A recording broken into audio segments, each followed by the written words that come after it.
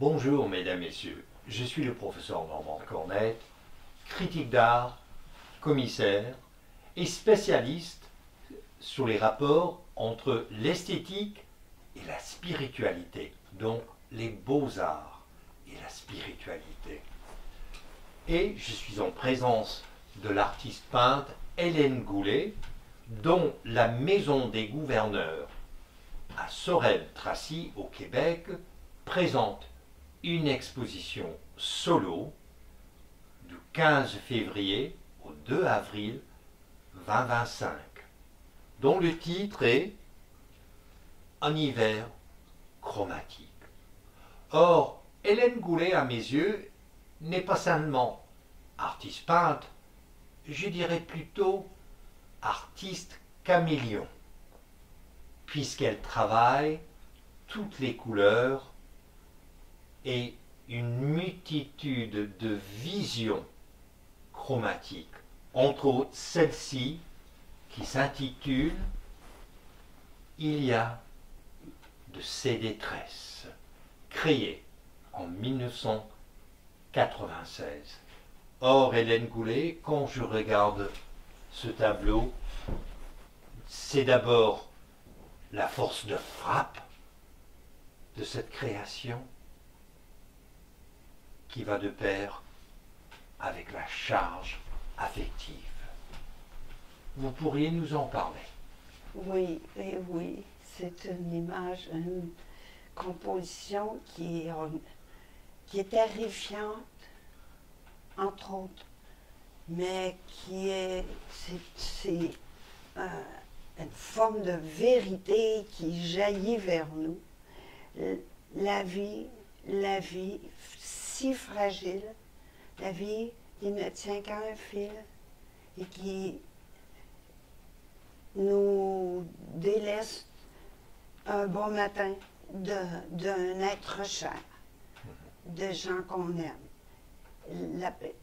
Ses amis, on les perd pour toutes sortes de raisons. Et ça nous bouleverse. Et moi, l'émotion était énorme, et jour après jour, de perdre une amie dans des circonstances difficiles. Puis, je n'ai pu faire que me mettre à ma table de travail et de peut-être raconter ma douleur, raconter, pas seulement raconter, mais travailler avec les formes et les couleurs qui permettent de présenter presque une scène théâtrale, quoi. Mais avec le pinceau, les formes, et on voit un personnage qui tombe, la chute, quoi, c'est la chute. Et bien, alors, voyez, tous les noirs, c'est venu spontanément, ça ne pouvait pas être autrement. C'est aéré aussi, c'est pas... il y a des pleins et des vides, quand même, pour que ce soit si lourd et par ici, mais là... Et je pense que ma douleur exprimait cette perte-là, qu'on ne peut rien y faire.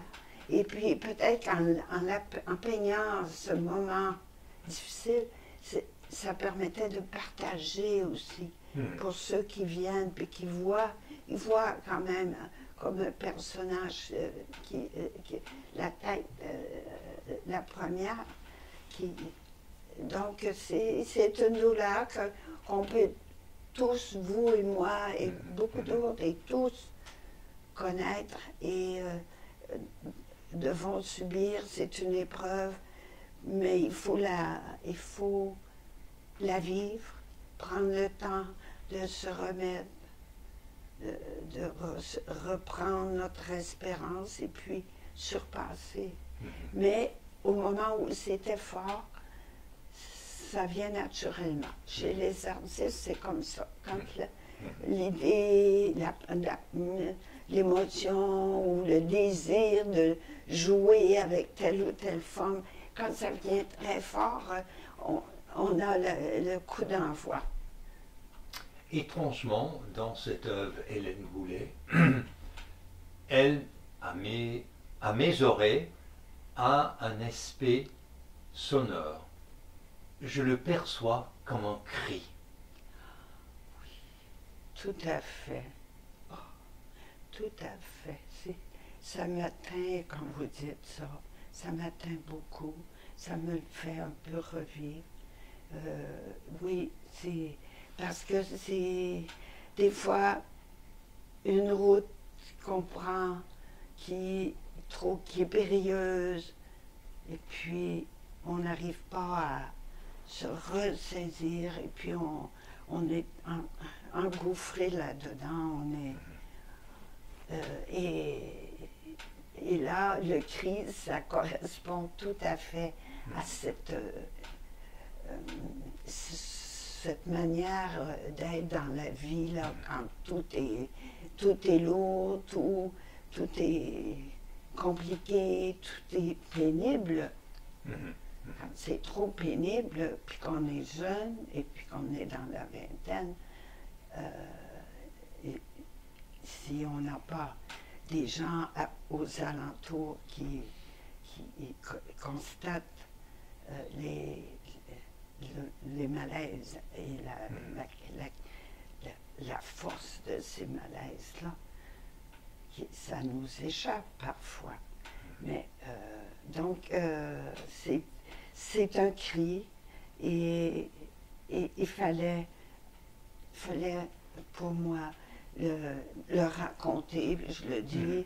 La peinture, c'est fait pour raconter, c'est fait pour initier, c'est fait pour élever l'esprit, jouer avec, faire des jeux d'esprit avec des installations. Mais c'est large, on emprunte toutes sortes de façons, chacun la sienne. Et là, moi, l'émotion me fait pas peur. Quand ça vient, quand je vis ces moments difficiles, je me résiste pas à me repencher pour peut-être montrer la vie sous ses aspects difficiles. Parce que ça fait partie de la vie. Et non pas, il n'y a pas que de belles choses et une belle nature enchantée. Voilà. Et quand je regarde votre toile, il y a de ceux des 13, de 1993, j'ai l'impression qu'il y a comme une fonte. Il y a...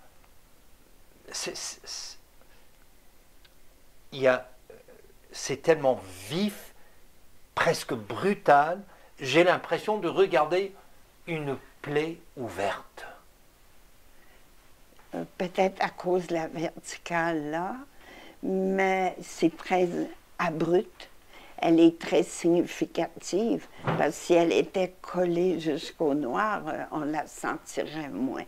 Donc il y a une arête là très... et plaie ouverte, c'est possible. Regardez juste le rouge ici et des morceaux de rouge. Ça fait partie de l'esprit du tableau, hein, le rouge, la plaie et la verticale qui accentue la chute. Et en parlant de la dimension verticale, dans le corpus énorme de vos tableaux, parfois on a la ligne horizontale, mais là, vous insistez, avec raison, sur la dimension verticale. Donc, quel est le rôle de la perspective, qu'elle soit horizontale, qu'elle soit verticale, pour vous, comme artiste peintre?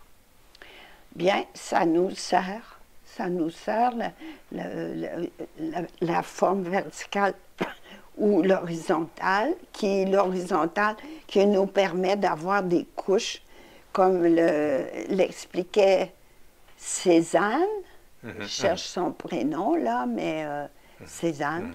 Et une couleur plus foncée au départ, et on pâlit. On appelle ça la perspective du peintre, si c'est un horizon. Et plus c'est pâle, bon, ça s'éloigne. Et la verticale, là, c'était clair, limpide, c'était une chute. Alors, il n'y avait pas d'horizon, justement. Fini l'horizon. Il n'y a plus d'horizon pour celle qui est amenée par la gravité. Donc, mais les verticales, souvent, vont donner une vitalité au tableau, tout en ayant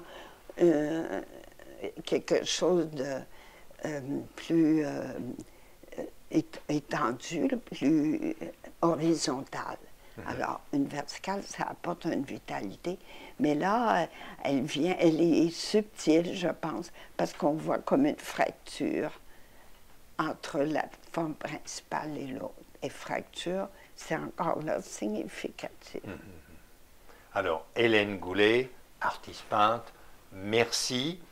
On vous invite, mesdames, messieurs, à l'exposition Solo, un hiver chromatique, présentée à la Maison des Gouverneurs du 15 février au 2 avril 2025, inclusivement.